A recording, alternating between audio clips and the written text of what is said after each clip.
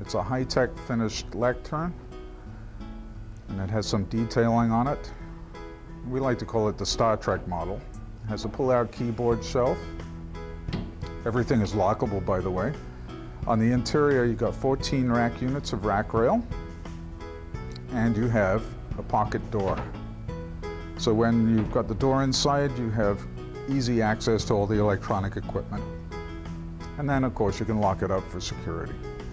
We have cable grommets throughout for wiring. And we have a seamless front with a hidden lock. Lots of access to the rear of your rack rail. But this is a very good feature. We have a lift-out wedge.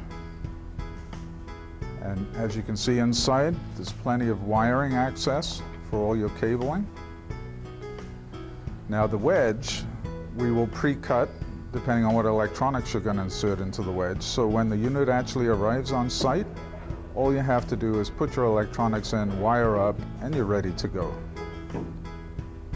You can also take that wedge out and you can put a monitor in its place using our PLM 1022 monitor mount.